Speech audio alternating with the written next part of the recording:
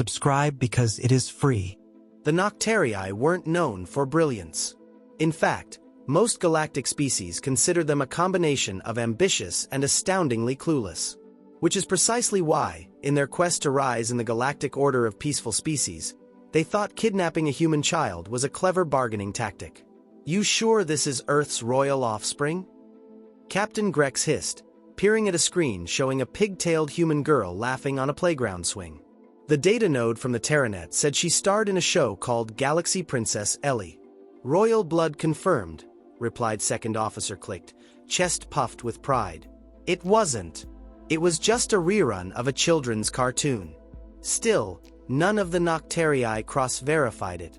They activated their shimmer suits, phased through Earth's weak suburban perimeter shields, and landed in a sandbox with all the grace of a collapsing blimp. The human children screamed. All but one. The girl in pink overalls blinked, cocked her head, and said, "Cool costume. Are you a bug?" Grex opened his translator. "Small human, you are now the honored guest of the Nocterii Ascendancy. Do not resist." She promptly punched him in the face. It didn't hurt much, but it was humiliating. His antenna bent sideways. Click tried to intervene, but the girl screamed, "Stranger danger!" and chomped down on his wrist. 10 minutes later, with 2 bruised crewmen and 1 very confused child holding her stuffed dragon, they beamed out. When they arrived at Galactic Station Theta 6, their stolen prize in tow, they were all grins. Council members gathered around the docking bay. Grex walked forward proudly, lifting the child above his head like a trophy. "Behold, the human heir. With her in custody, Earth will have no choice but to grant us exclusive mining rights to Sector Orlon 5. The council murmured. Some gasped. One diplomat from the Slore delegation dropped his data slate. Then came the heavy metallic stomp. The crowd parted. Galactic General Vakshar didn't need introductions. Towering, armored, scarred by a dozen interstellar campaigns, his presence carried the weight of a black hole. His 4 crimson eyes locked on the child. He didn't speak immediately. He just stared, wide-eyed. Then his mandibles clicked once. Twice. "You idiot!" Grex's smugness faltered. "W what? You. Absolute. Imbecile. You kidnapped a human child. She's their royalty. We confirmed it. That's not a royal. That's just a child. Any child. From Earth." Clicked stepped forward, stammering. "Surely, General, they won't declare war over a minor." "War?" Vakshar barked a laugh that sounded like a dying engine. "You think this is about war? War would be mercy. You have summoned obliteration." The council chamber fell silent. Even the ventilation hummed softer. Vakshar turned to the Grand Archivist.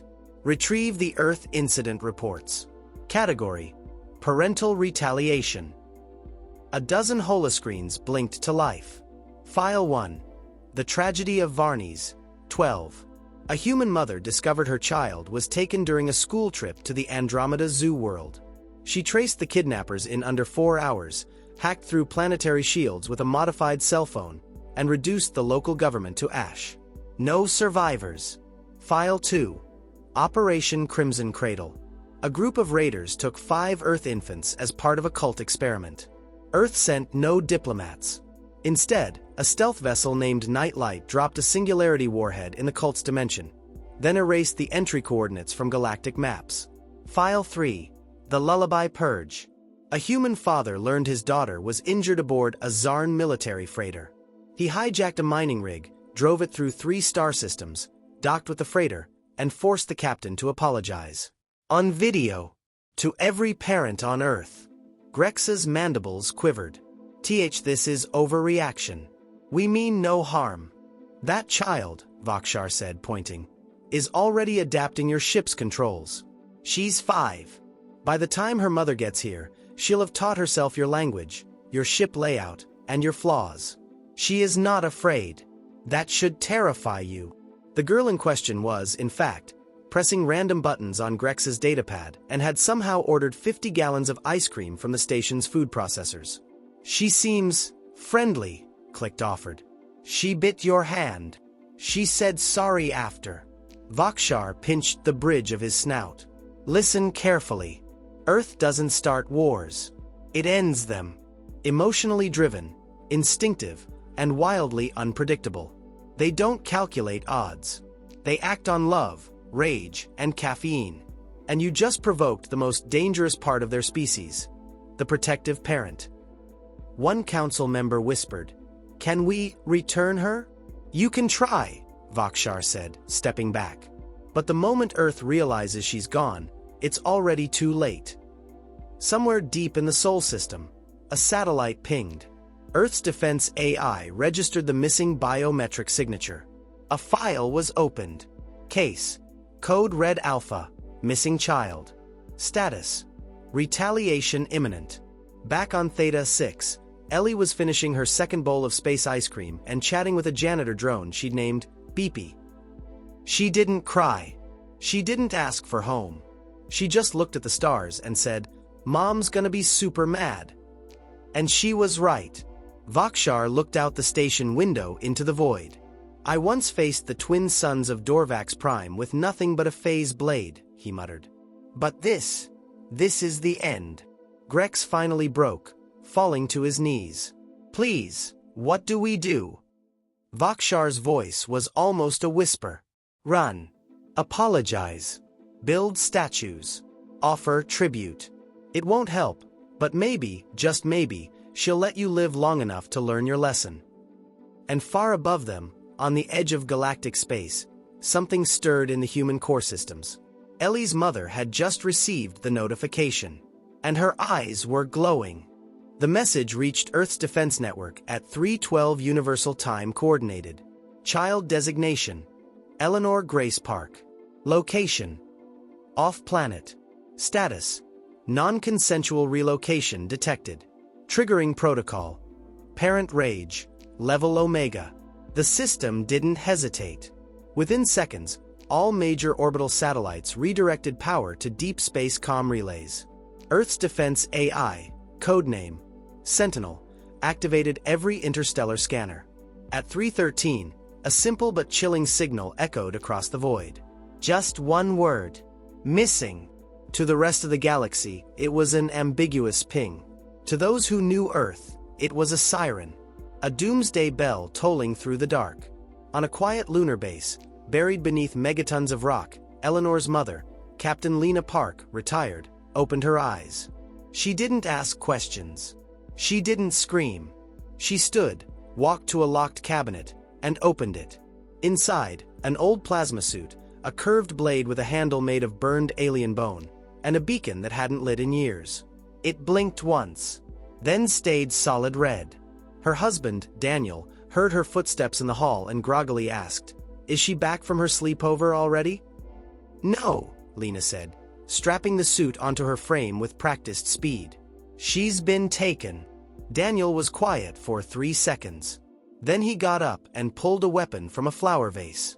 10 minutes later, Earth Defense Command received a transmission, requesting launch authorization for ship Mom's coming. Target: last known ping of Eleanor Grace Park. Approved instantly. No questions. No debate. Back on Theta 6, General Vakshar stood before the Nocterii, watching Clicked attempt to bribe the station's ambassador with fresh Earth fruit. "It's called a banana," Clicked insisted. "A sign of peace. Take it." The ambassador, trembling, slapped it away. "Do you not understand? You stole one of their children. This isn't salvageable." "We said sorry." Grex groaned. "She's perfectly fine. She drew us pictures." "She drew you with a laser cannon for a head, standing in a crater full of skeletons," Vakshar replied. "It's not a sign of affection." Then the station shook. No alarms. No impact. Just a deep, echoing vibration, like reality itself was bracing for something it didn't want to face. Station Theta SIXS long-range sensor operator screamed. Something just dropped out of slipspace. "What class vessel?" Vakshar asked, already knowing. The operator turned pale. "It's not in our registry. No ID, no beacon. It's moving, emotionally. The ship appeared on every screen, pitch black, unmarked, surrounded by a growing heat signature despite the cold vacuum. It pulsed like a heartbeat. Grex squinted. "It looks angry?" Vakshar answered without turning. "It's running on a modified rage core. Earth has dozens. They use them sparingly. This one is new. It's the only one named after a person." Clicked tilted his head. "Who?" "Mom." The vessel fired nothing. It didn't have to. As it neared, several ships docked nearby simply powered down. Some drifted away without orders. One flagship belonging to the Azari Empire spontaneously ejected its crew to surrender. The Nocterii watched in horror as the sleek, black ship docked with the station. A single corridor opened. Steam hissed out. Silence.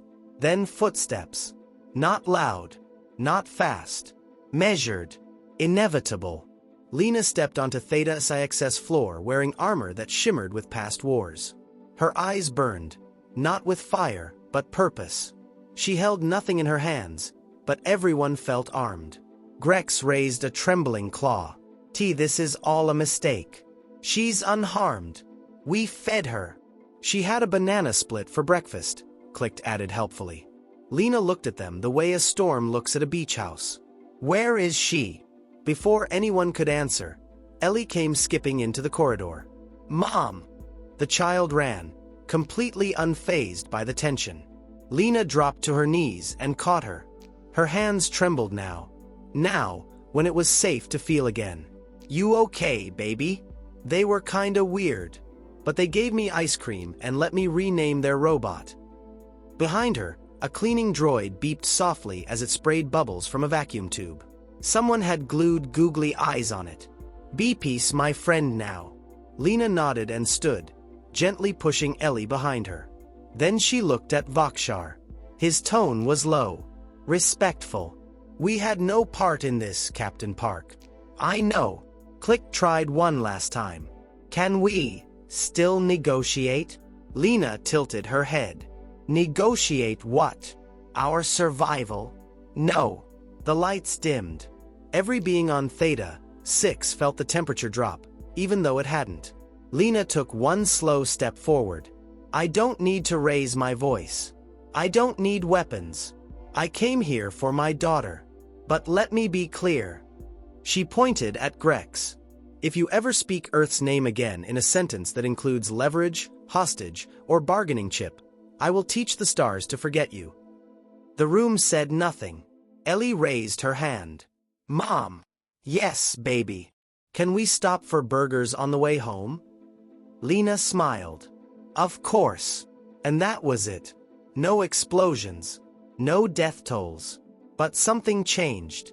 All the beings in that room, diplomats, soldiers, ambassadors, knew what they'd seen. The weapon wasn't a ship. Or a gun. It was a mother. Grex collapsed as Lena walked past. She's just one human, he gasped. Vakshar corrected him. No. She's just one mother. As the ship Mom's coming departed, the corridor lights flickered back on. Station Theta 6 issued a Level 5 panic bulletin to every known system. Avoid contact with human minors. Do not provoke parental response. Immediate compliance advised. 2 days later, the Galactic Council convened. Earth had not demanded reparations. They hadn't even filed a formal complaint. Which, to some species, was even more terrifying. A quiet humanity was far more dangerous than a loud one. They weren't negotiating because they didn't need to. All they cared about was their own. And that made them unstoppable. The universe didn't sleep after the Theta 6 incident. Reports of the retrieval spread faster than any war ever had. No official declaration. No violent retaliation. Just silence, punctuated by the quiet hum of a single black ship returning home with one small girl and the reputation of a wrathful species trailing in its wake. Within a week, over 30 galactic species had convened emergency assemblies. Alliances shifted. Trade policies restructured. One empire collapsed after its military officer admitted to once yelling at a human toddler in a mall food court. He self-exiled to a gas giant for safety. Earth said nothing. That silence was the message. On the edge of the Helix Rim, the diplomatic fleet of the Valari Republic sent a formal proposal to Earth's ambassador. The subject line, "We love your children. Please don't kill us." Attached were 300 scanned finger paintings and an offer of 12 planets as tribute. No reply came. The Valari Republic designated the next 10 years as the age of mutual respect and backing slowly away. Back on Earth, Eleanor returned to school. She told her class about the adventure. Her classmates were unimpressed. "My dad went to Venus," one boy bragged. "I got abducted," Ellie countered. "A beat. Did you get ice cream?" 3 bowls. Cool. The children resumed drawing dinosaurs with laser eyes. But far away, in the Nocterii Ascendancy, things were less calm. Grex was standing trial, not legal trial, but the Ascendancy's version of professional accountability. A panel of 10 elders asking the same question in increasingly loud and panicked tones. Why? Grex's antennae drooped. "We believed we were acquiring political leverage." "You kidnapped a human child." "I thought she was royal. She had sparkly shoes." "Royal sparkle." One elder hissed, "Do you have any idea what this has done to our reputation?" "Yes," Grex said, holding up a datapad. "Our species has been blocked on 27 networks. Even the Mantari don't answer our calls. They sent us a muffin basket. It exploded." Clicked, still bandaged and missing a small portion of his dignity, added, "Also, Beepy the cleaning droid filed for independence. Under Earth's protection. He's now a registered citizen of New Jersey," Grex muttered. The elders stared in disbelief. Elder Prime finally spoke, voice low with dread. "Do you know how old Earth is?" "Roughly 4.5 billion years." "Do you know how long they've been dangerous?" 10. "They've been dangerous since they developed sarcasm." There was a pause. Then he continued, "And now, the Council sees us as the species dumb enough to poke the sleeping bear with a stick wrapped in bacon." Grex tried one last defense. Maybe they'll forget. Over time." Elder Prime shook his head. "They won't. You know what the scariest part of that mother's message was? She didn't kill us. She didn't raise her voice." Across the stars, entire civilizations began child-proofing their first contact protocols. The Glorti League initiated Operation Blanket, training their diplomats to carry teddy bears and cookies during every interaction with a human child. The Foscari Union banned the word leverage from all political vocabulary and renamed their Youth Resource Acquisition Division to Definitely Not Kidnappers. And Earth launched a new educational program called Galactic Boundaries and U for children ages 4 to 8. It included classes like what to do if an alien offers you space candy, why it's not polite to hack interstellar drive systems, BP's galactic manners. Enrollment tripled within 2 months. The final lesson of the curriculum was simple. If you feel unsafe, press this button. No one knew what the button did.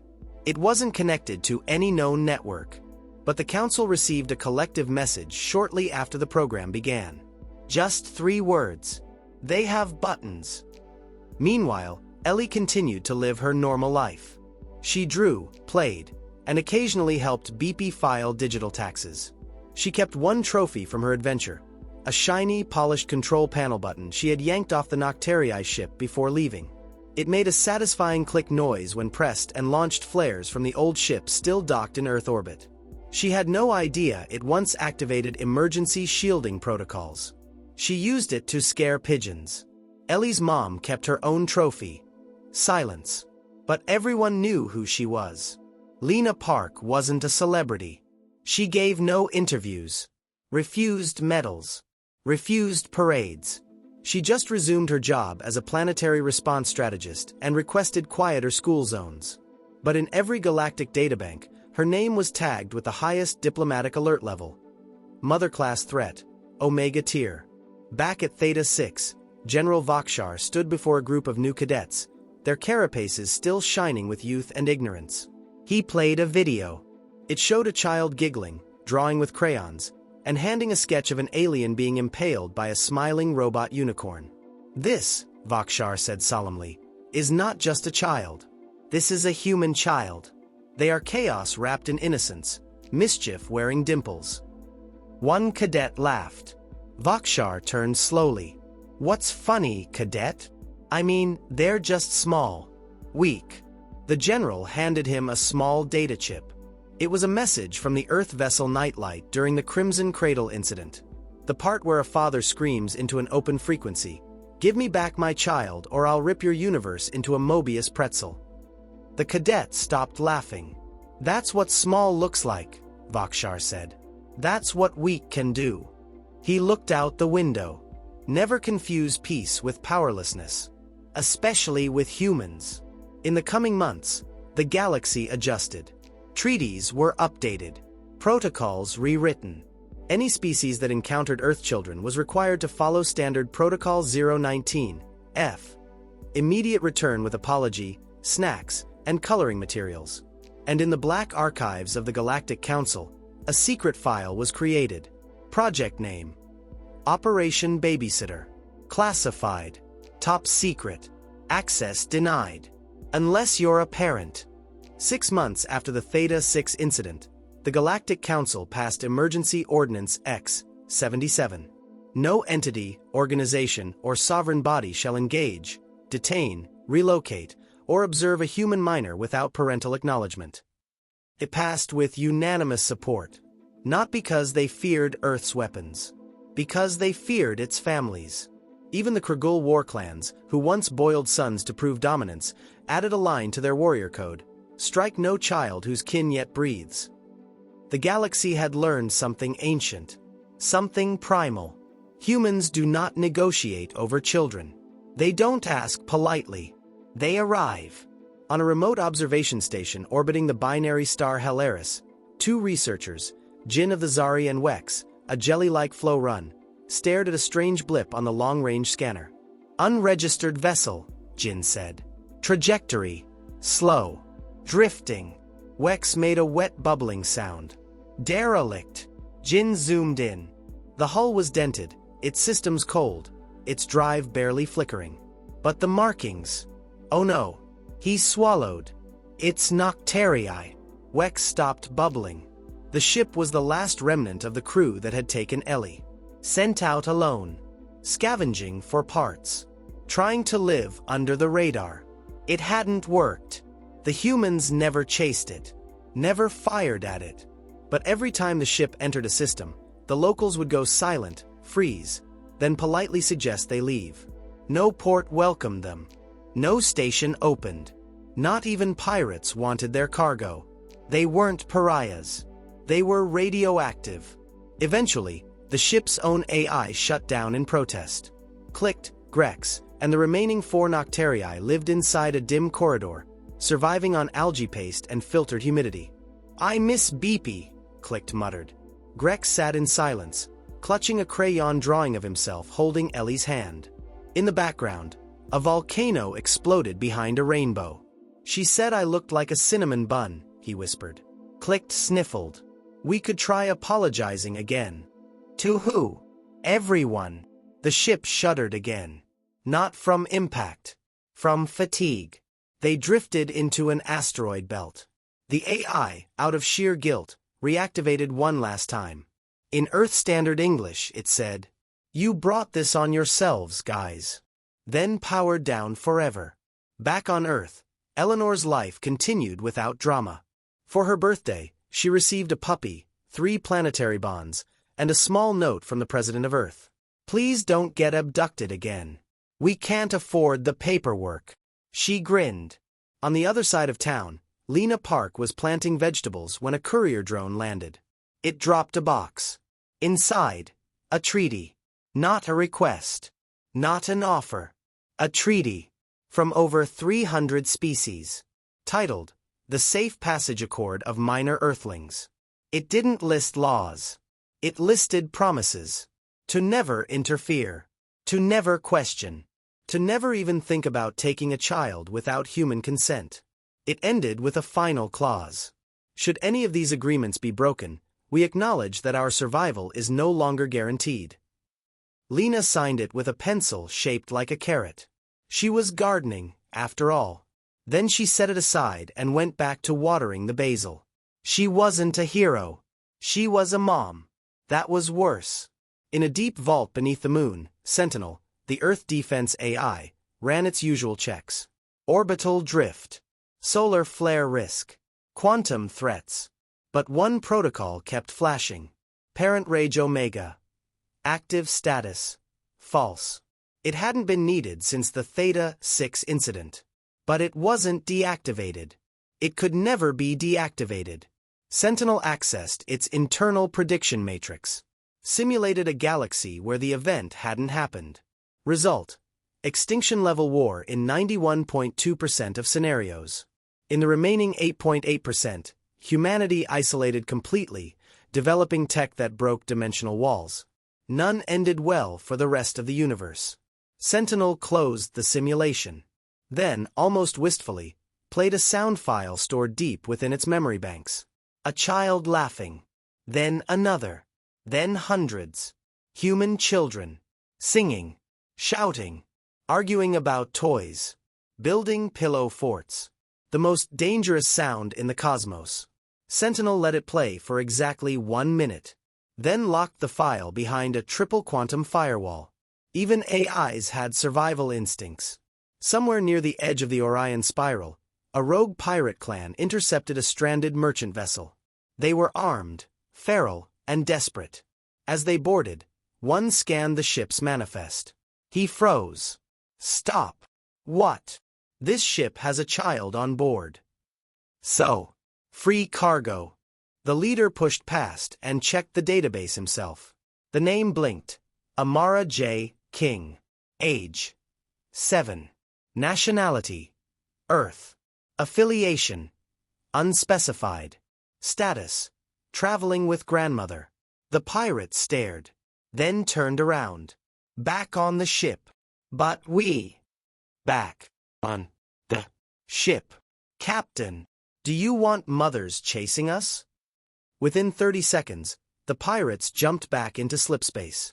The merchant ship never even knew they'd been there. On Earth, Ellie sat at her desk, writing a school essay titled, "What I Did on My Off-World Trip." She scribbled happily.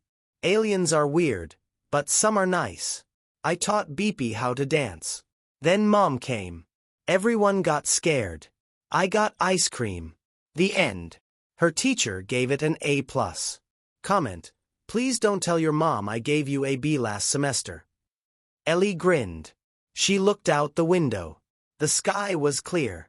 For now. But in the deep fabric of space, a new truth had been written. Not in blood. Not in conquest. But in fear, awe, and reverence. The humans had not built the biggest fleet. They had not crushed planets. They had simply cared, enough to cross galaxies without blinking. And every species that had ever considered humanity weak, now carried a shadow behind their eyes. Not of soldiers. Of parents.